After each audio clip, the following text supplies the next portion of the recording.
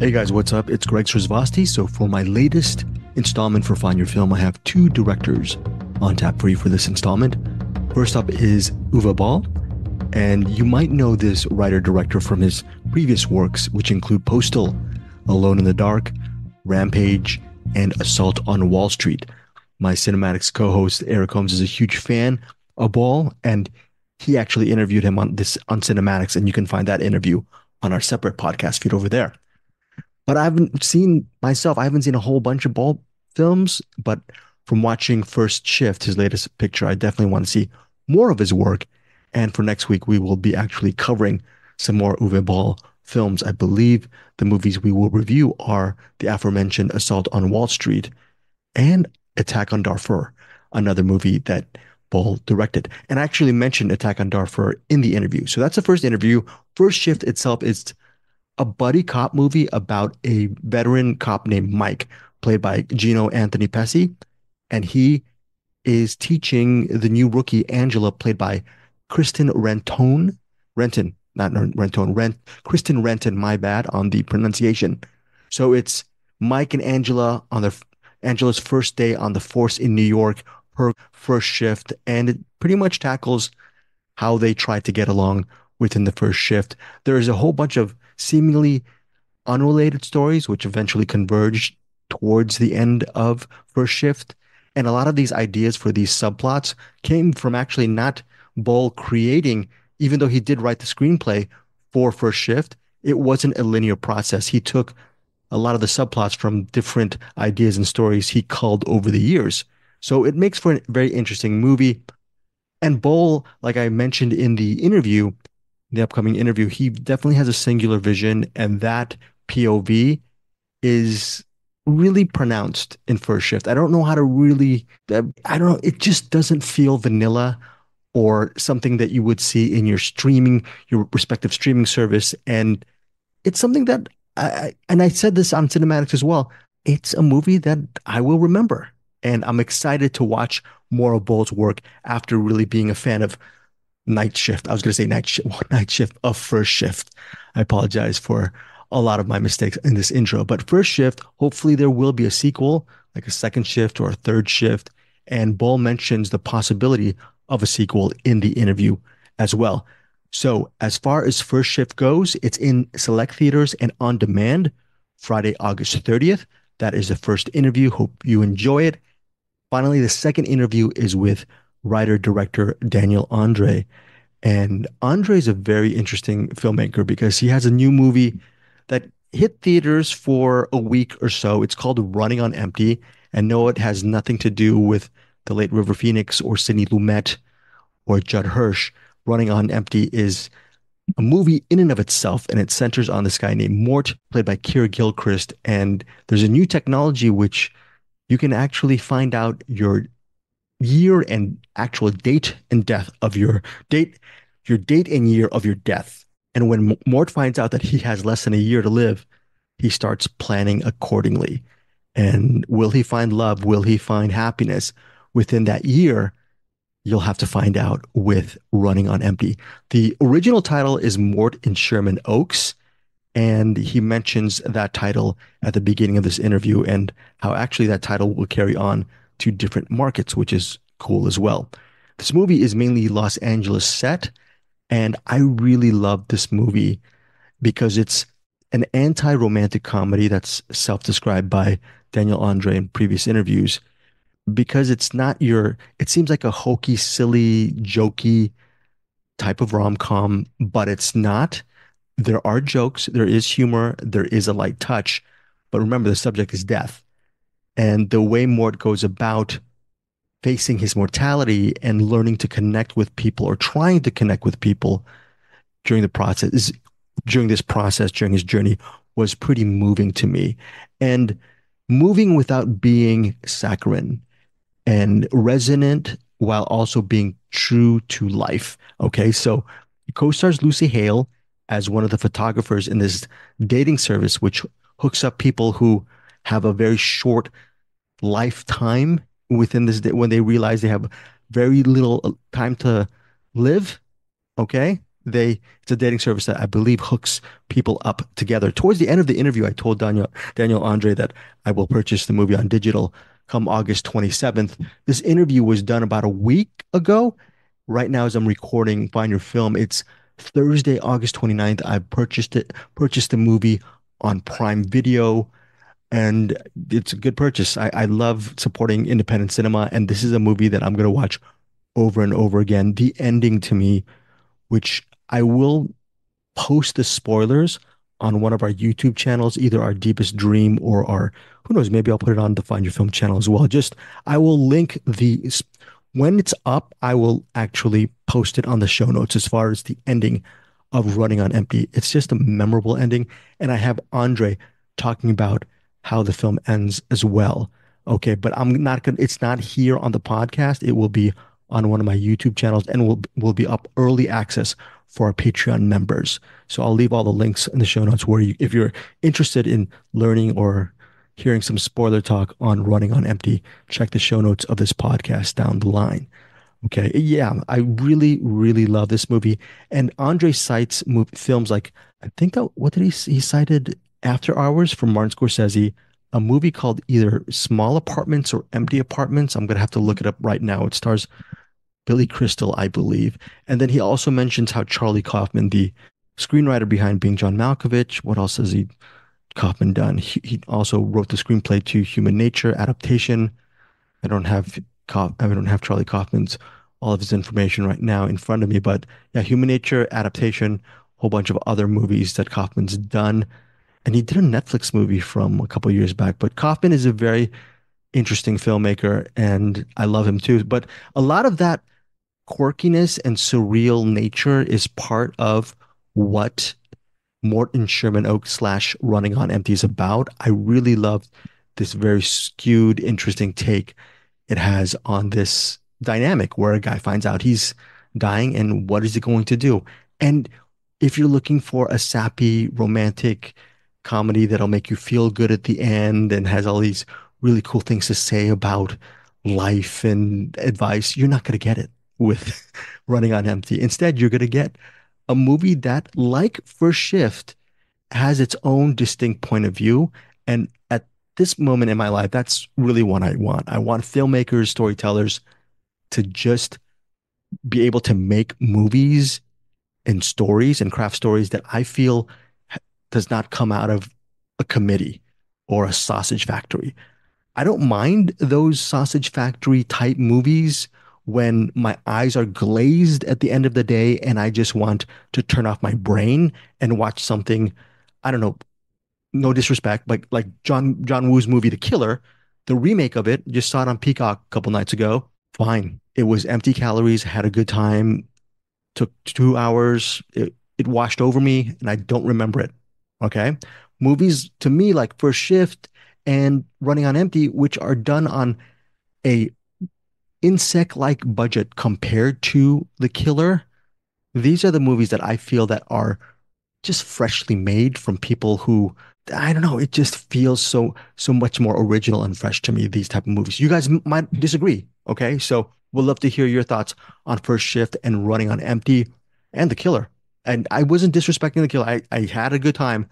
It's just, yeah, most of the time I love unearthing and watching independent film. For example, this movie called Small Apartments, which Daniel Andre mentioned from 2012, he really loves this movie. And because I really love Running on Empty, one of this podcast being Find Your Film, I'm going to go on that journey within the next week and try to give Small Apartments a shot, right? So enjoy the interviews with Uwe Boll for First Shift. Go check out First Shift. It's available on demand and in theaters August 30th. If you're interested in Running on Empty, it's currently on digital on demand. I purchased it on Prime Video. It was on sale as of this recording for $4.99 for rental on Prime Video. I will have a link for that if you're so interested, but would love to hear what you think of both of these movies. I've blabbed too much. Here's Uwe Boll and then Daniel Andre comes up. And thanks so much for supporting me here on the Find Your Film podcast. Hit me up at info@findyourfilms.com, my email, and tell me what movies you've been watching as well. Take care. Bye.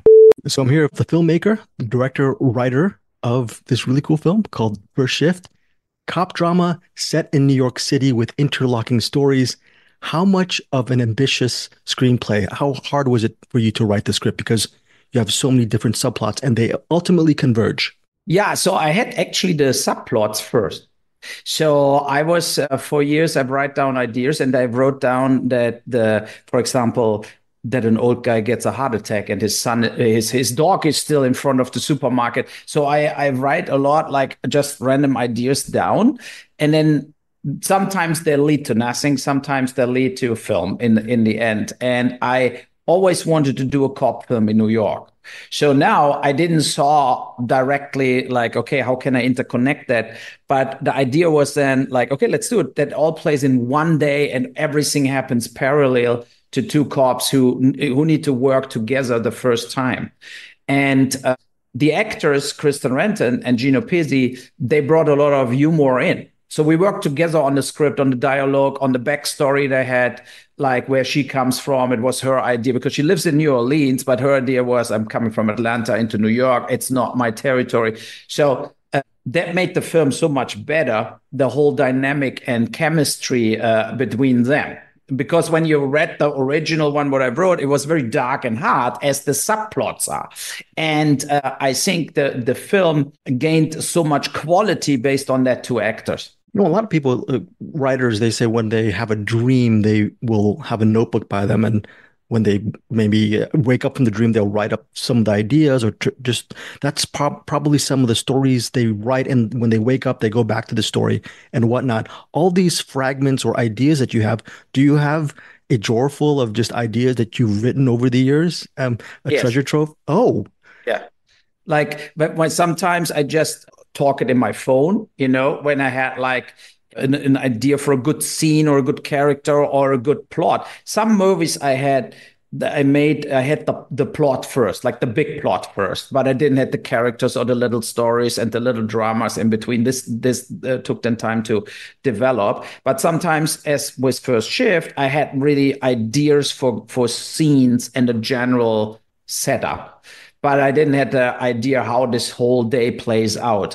Also, like for example, the brother from her was not her brother in my first draft. It was just a random other family, right? And then we felt together, what is if it is the brother?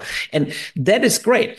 So I'm very much open for, as soon I think that's the first draft, to open myself for actors too, to bring their ideas. And I think some actors are very strong in bringing ideas. Other actors they want to have it completely written out, and that is what they do. So, and with Gino and Kristen, it was different. It was really like a big collaboration with the actors. With a movie like First Shift or your work, Uwe, there's a strong sense of cinema language and a strong point of view. And I'm just a cinephile. Sometimes I'll see a lot of big budget movies, and to me, the images and compositions just seem vanilla and the same. And by the end of the film, I don't even know what I saw. It just feels like images washing over me. But your stuff, they have a strong POV. What do you think a lot of films, especially big budget studio films, are missing? Do you see a little bit of a vanilla taste when you see these type of tentpole movies which just wash over you seconds after you watch the movie, as opposed to maybe your work? Yeah, I think I try to put a personal touch in everything. Also, my point of views of the world and political films like Assault on Wall Street, Rampage, and stuff like this. But I think that makes a filmmaker out in a way, And I think now, in this time, you're totally right with the Marvel stuff and whatever. Yes, it looks all great. It's spending a lot of money. There are a lot of good actors in, but it's overall exchangeable. And you feel you never even saw the personality of the director in all of them at all. They're like anonymous, It's like it's not a sorry, my dog's barking in the back. No. So it's like this kind of feeling where you have like, yeah, but where are the filmmakers? You think you have a great technical crew who put on screen what is written there, but it's nothing where you feel any personality to it anymore. That is a big problem. Also, with the of course amount of films through the streamers, there are event films with 150, $200 million, and you just see them for 1 week on a streamer and then they disappear basically forever. It's sad. And I try to, of course, with less budget, but I always try to tell something what is engaging, what is entertaining, but at the same time where you get a little more out of it as just entertaining. So yeah, maybe I'm just old fashioned with it, Yeah. So I'm assuming with working with Kristen, and you worked with her on this first shift, and then now you also worked with her on Run, I believe. What has been the maybe 2 year collaboration with her been like for you as a filmmaker and she as an actress? What do you see in her, and what makes your, I guess, team work, I suppose?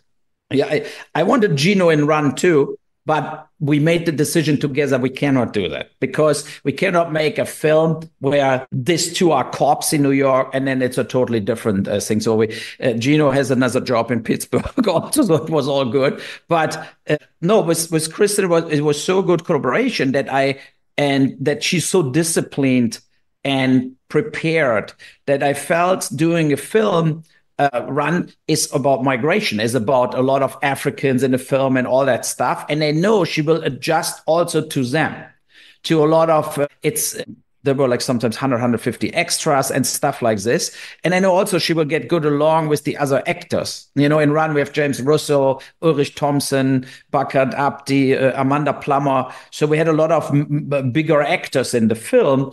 And I know she will fit right in. And and that was also the case. And I would always hire her. I would also hire Gino. And I hired for Run Daniel Soli, like he played the mafia guy who then gets shot from Gary Pastore. So he is in my film Run too, but he for a real reason because the film plays in Italy and he speaks perfectly Italian. So I used him as an Italian cop, and he needs to talk English with all the English actors, and he needs to talk local. Playing the cop, so he was the perfect choice for this too. He's really great in First Shift. My only complaint is I want to see a sequel immediately. Is there any shot? You must be so busy as a filmmaker, but is maybe a script or an idea in your drawer as well down in the future? Because these two leads and the story, I want a continuation of their partnership. 100%.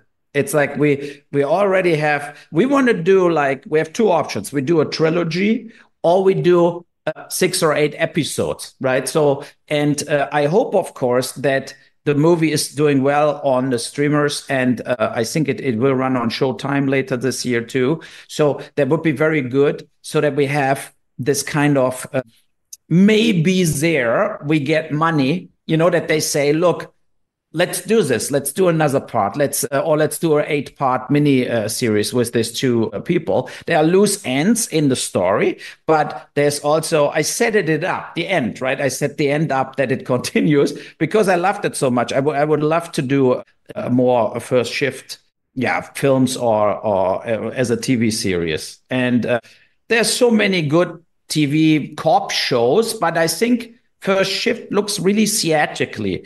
We shot CinemaScope, it looks kind of different as a normal CSI or Blue Bloods, or it doesn't look too much TV, I think, and that is good.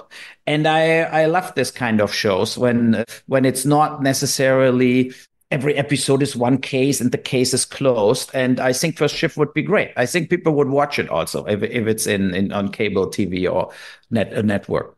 You mentioned directing 150 extras. Your body of work spans so many different genres. You're also a producer. From your perspective, what makes a great leader in a filmmaker? How have you been able to lead, I guess, your respective cast and crew, no matter what the movie is? Is there a secret to that?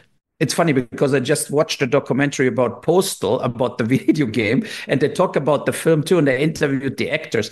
And they said, when Uwe comes with the German accent, he's the leader. It was actually funny, a note from Chris Coppola. And but I think a good filmmaker, producer, director has to be, on one hand, aware that everybody works hard and everybody should have fun on set, but also, and I never had the problem with it because I started as a total independent, very small filmmaker, like with cheap films.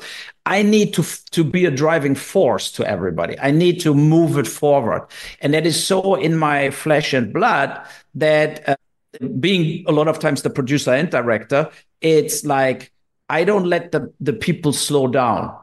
So I keep them moving. I don't want that everybody goes in a trailer. For example, in First Shift or in Run, we didn't had any movie trailers where the actors could hide. They were all like on set the whole time, and I like, no, no, no, you stay here, and let's keep going. And I think that the actors actually like this. I have to say, like when I talk to actors, they say we are actually bored on a lot of shows where we're just sitting there and waiting for the next setup, for the next shot. And they like it to be like, in a way, part of the crew being there and moving forward, that we shoot, like I shoot always with two cameras, and to move fast. And then it's also, I can give them, because we have a little more time, then also I give them their shots too, right? Then where they let me try that totally different. We have the time to do this, and that it's good to have additional stuff in the editing room. Final couple questions. Your memoir, how long did it take for you to actually shape it, and what was the joy as far as writing your memoir? Was that a big challenge for you? Yeah, it was. I'm not the fastest writer, so it took almost a year, But for me, it was important also in the memoirs to write about my childhood, how the upbringing was, and how I got into the movie business. More about the way into the movie business, and then, of course, I mean, I made so many films. I had to do chapter by chapter the movies and my experiences on the individual movies. Some films, of course, you have fond memories, and you have like a lot of stories to tell because a lot of things happened during the shoot, like Blood Rain in Romania. I mean, it was the most crazy shoot I maybe ever did. And so I wanted that the readers getting not only this typical director book where you get to know what he did, like what the director did. I wanted that they know also about me after, like what I'm feeling, where I'm coming from, what I think about the world we're in. And so it took time, and then we had to translate it. I wrote it in German first, and we had to translate it properly. And then the editor who did the English, we discussed some stuff because I think he translated it, but he didn't get it really what I was saying. And so we had to do a lot of work in the edit of the book later. And I'm very proud of the book. I'm happy that it comes out, and I hope a lot of people will order it and read it, because it's not the typical Hollywood book, where you have the feeling somebody just wants to make himself looking good or something. There's a lot of, this not only humor in, but also it's like, I know that some of my films were not good. I know that, like stuff like this, but I also try to make the audience understand that sometimes it's just like, it's not happening. Right. So it's like sometimes you're in a lose-lose situation with a project and so on. And also when the movie comes out, makes a huge impact on how successful a movie gets. Final question. I'm definitely going to pick up the memoir. And just a very quick question. Kristanna Loken, when I interviewed her, one of her proudest films that she's most proud of is Attack on Darfur. Is that going to be in your memoir as well? And just very quickly, your overall, how much of it is in the book? Yeah, so I wrote a whole chapter about this. I mean, it was the most emotional film we ever did. And also it crashes. The thing is with Darfur, I think it's maybe my best film I ever made, but it's also very hard to watch again, right? So like a film like Postal or Rampage, I saw on Wall Street, I can watch them all day long, but or First Shift, right? We showed it in Germany in a movie theater. The people really liked it. And it's an easy to watch film. Like you have a connection to the cops, like the humor is in. But Darfur is an important movie. It's this kind of like a film you don't forget. And I just worked again with Sami Shaikh on Run. And he was in Darfur, the Janjaweed, the bad guy, the real bad guy. And he said because of Darfur only, he said he had a career. He said he got hired for American Sniper from Clint Eastwood only because of the Darfur film. He got hired for the Mark Wahlberg film Lone Survivor only because of the Darfur film. And he said a lot of people, what I don't know, because I didn't saw a Twitter from Clint Eastwood, I watched Darfur, but I think there is no way that you watch Darfur and you're not like deeply attached to the emotions what everybody went through with shooting the film with real Sudanese refugees, right? So I mean, they were not like extras who lived in New York or something. There were real refugees in Africa who we made act in the film what happened to them. That was very hard on them, but it was also for me an opportunity because we paid them good to help them in a way, right? They got money and they were very proud to be part of the film. Great. Thank you so much for your time. I really enjoyed First Shift and continued success. Yeah, thanks so much. All right. Okay, Have a great day. bye. Bye bye. I'm here with Daniel André, the writer, director of a movie I really love called Mort in Sherman Oaks, also known as Running on Empty. I want to mention something about Sherman Oaks. I'm a San Fernando Valley resident, and I'm going to shoot my shot Okay. here. Sherman Oaks, to me, no disrespect to Sherman Oaks, it's always been a place where it was in the middle of so many things. You're going through Sherman Oaks to get to Tarzana or Encino or Studio City, or even get to the other side. And for Mort, he seems in this movie to be in a big transition. How did you come up with that initial title? Because I thought that was really cool. So the Morton Sherman Oaks title is the original title, and for the international release, which is going to be through Universal, it is going to be Morton Sherman Oaks. Running on Empty was actually a name that Lionsgate came up with. So I didn't, it's still Morton Sherman Oaks to me, and I guess to everybody outside of the U.S. it will be Morton Sherman Oaks. However, I will say that to have your film domestically named after a River Phoenix film is even though it's a very different film, it's still still pretty kind of cool. I'll have to say. Can I say something? This is a movie about life and death, and for a movie that has a comedy, has some romance in it, I think you've described it as an anti-romantic comedy. What I think is really cool is there's not a lot of platitudes in your narrative. You're just telling the story and you don't go for the saccharine moment. Can you just talk about, as a writer, making sure you made actually a real story, even though there's certain things that are hyper real, like the technology? I really appreciated that in your film. Yeah, thanks. It was, it's kind of a fine line. It's sort of, I drew from a lot of the influences that I grew up with, or from filmmakers that I absolutely love, that are considered more unconventional. One of my top ones, Charlie Kaufman. He's, in my opinion, one of the greatest screenwriters of all time. And so to even, I wouldn't even try to tackle that, but to kind of draw some inspiration from is really all I was trying to do.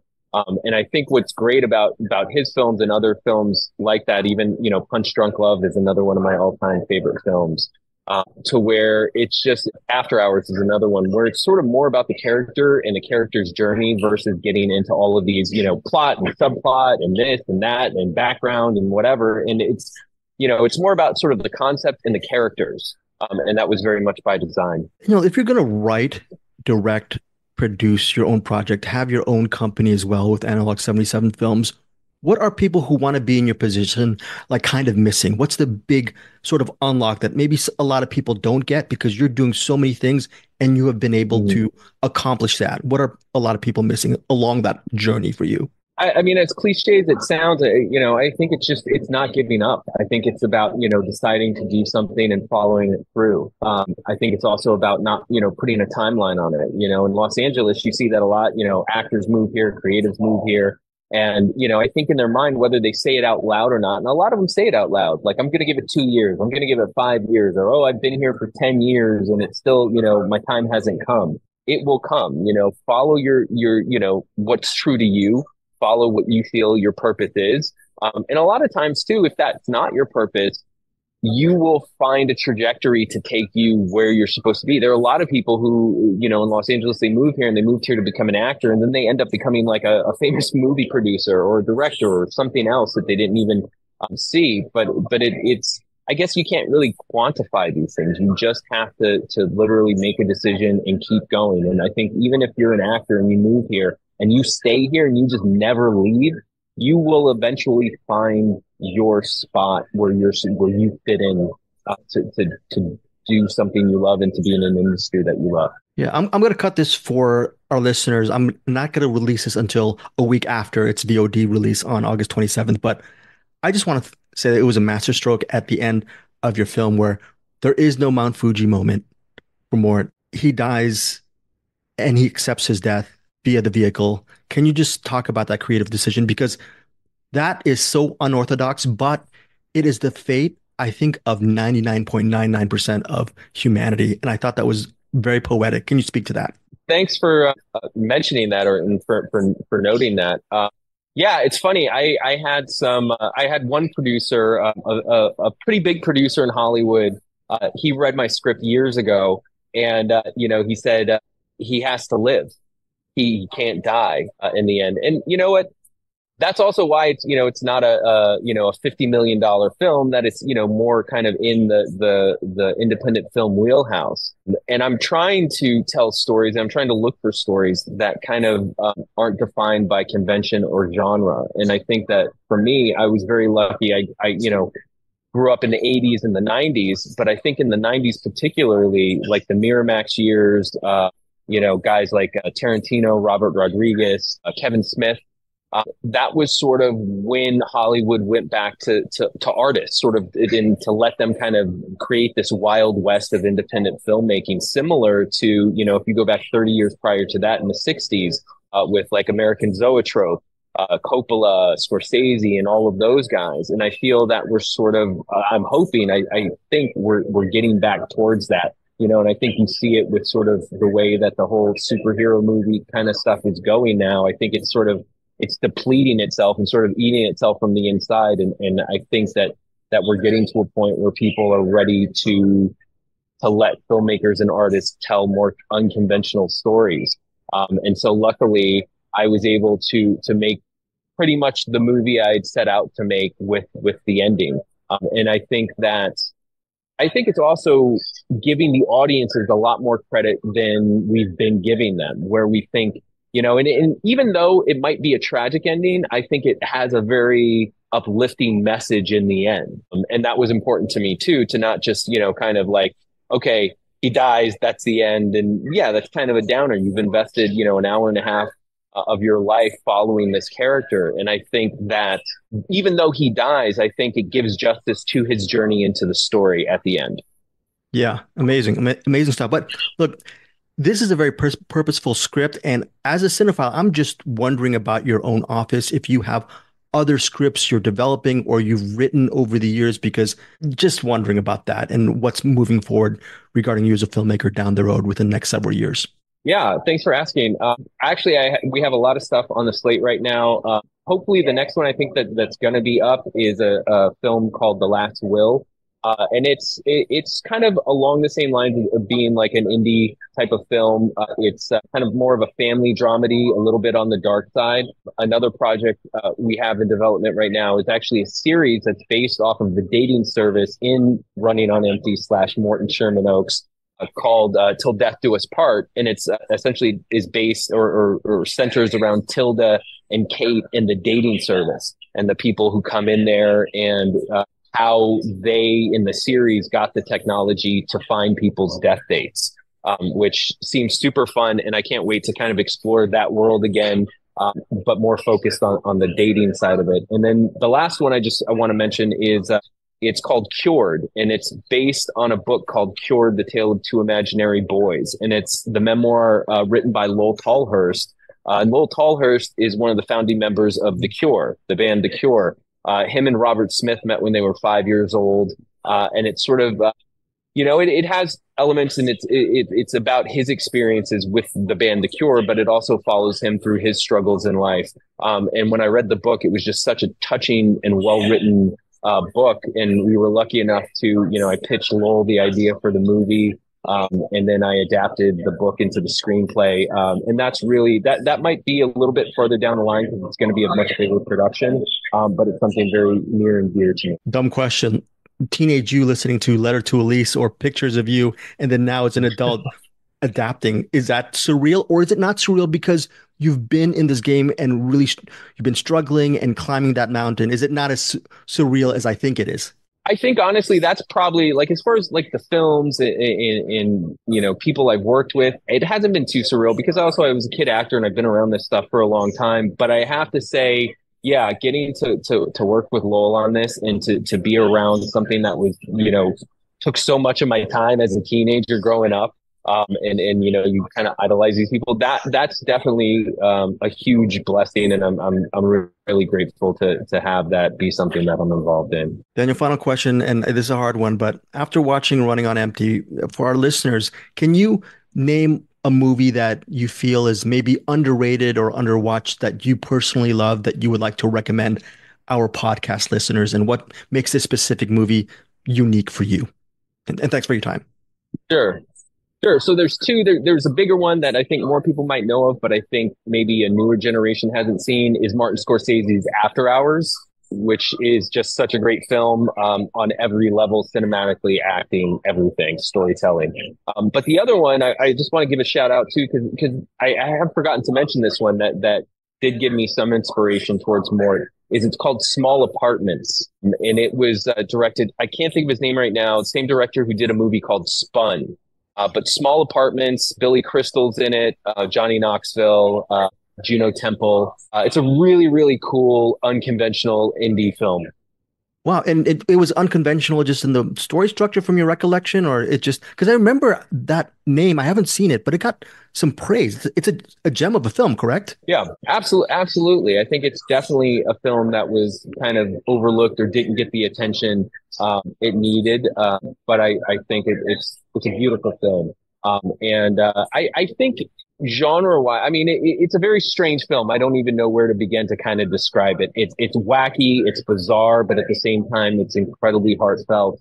And I had actually, I forgot about this years, I think maybe the year before I wrote more, I had actually reached out and spoke with the writer a few times because it had impacted me so much. And you'll really love this film. I'm going to purchase it on August 27th on digital. So thank you so much for your time. Thank you, Greg. It was such a pleasure.